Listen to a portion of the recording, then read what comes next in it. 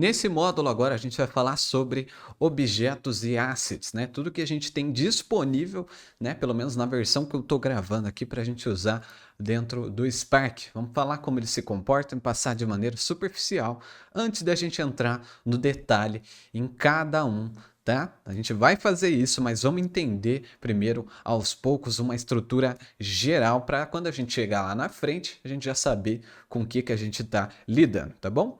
Então, objetos e assets. Vamos falar primeiro então da estrutura. O que seria essa estrutura? Seriam os objetos que aparecem logo que a gente abre um projeto dentro do Spark, tá? Então, como vocês podem ver aí na tela, qualquer projeto que a gente abrir, eles vão vir como padrão esses objetos. E eles fazem parte da estrutura do Spark e de cada efeito que a gente vai criar, então não tem como excluí-los, né? Então a gente tem em ordem aí o device, que seria o dispositivo. Esse item ele serve para a gente pegar todas as informações do celular, como por exemplo o tamanho da tela. Logo em seguida a gente tem a câmera, que serve para a gente pegar informações e controlar algumas ações que vêm direto da câmera, como por exemplo, quando um vídeo começa a ser gravado no Stories, a gente consegue ter esse gatilho dentro do Spark. Então esse é a câmera. Logo depois a gente tem o Focal Distance, que seria a distância focal. O que é a distância focal? É a área em que a câmera está pegando. É todo o espaço que está dentro do foco da câmera, tá? E logo abaixo a gente tem o microfone, que é também para controlar como o microfone vai se comportar para a gente fazer efeitos de voz e coisas desse tipo. Objetos dinâmicos. A gente tem como objetos dinâmicos disponíveis no Spark agora os trackers, como eu já falei para vocês no módulo inteiro, né?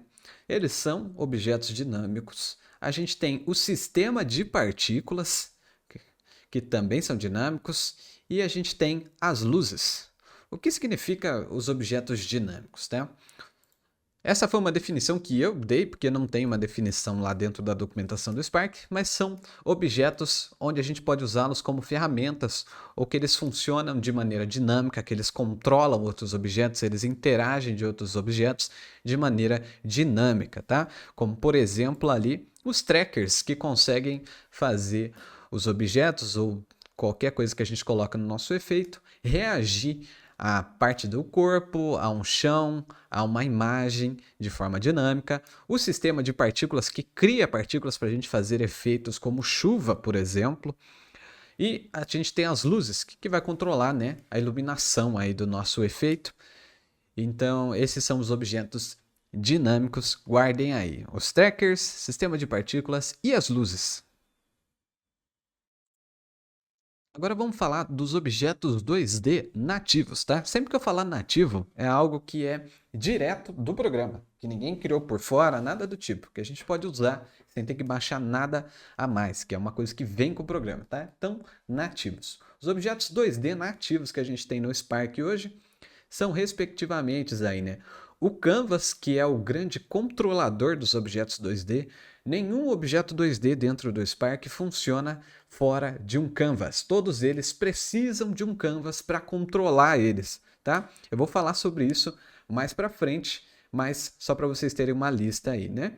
Logo após a gente tem o retângulo, e aí a gente tem o stack e o 2D text. O stack seria como se a gente pudesse fazer colunas e linhas aí de objetos 2D. O retângulo, como o próprio nome diz, é um retângulo. E o texto 2D também, como o próprio nome já diz, é um texto 2D, certo?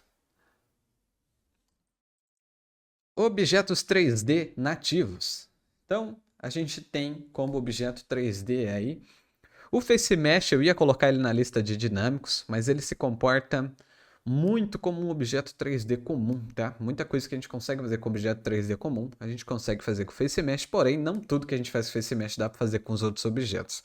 Então a gente tem essa listinha aí, que seria ela, né, o Plane, logo após o New Object, 3D Text e Face Mesh. Então o Plane, ele é a forma original dele, ele é um quadrado em 3D, porém que não tem volume, tá? Então ele é como se fosse uma folha de papel que a gente pode controlar dentro do espaço 3D.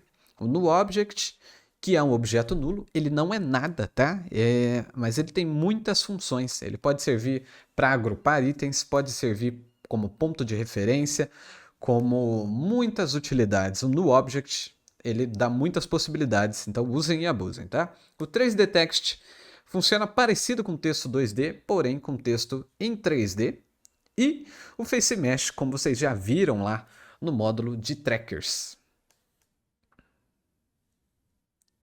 E vamos aos assets, né? Como eu expliquei para vocês lá no módulo da interface, os assets são os ativos. É tudo que a gente pode colocar de fora dentro do Spark, arquivos prontos, arquivos feitos por nós mesmos, né?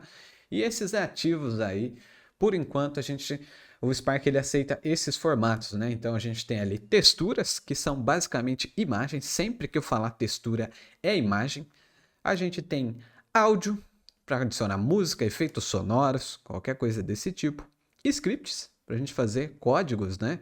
Em JavaScript e em TypeScript, que são duas linguagens parecidas. Color LUTs, que são os efeitos de cor.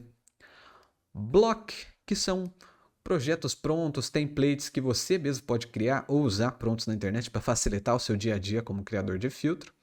Shaders, que são os códigos de shaders, são tipo os scripts lá em cima, mas esses geram resultados visuais. Patches, que são combinações dos patches que já existem dentro do Spark, tá? Então você pode criar grupos e criar novos patches e vender, comprar e também criar para facilitar o seu dia a dia aí, tá? Objetos 3D. E fonte, você também pode importar fontes personalizadas dentro do Spark.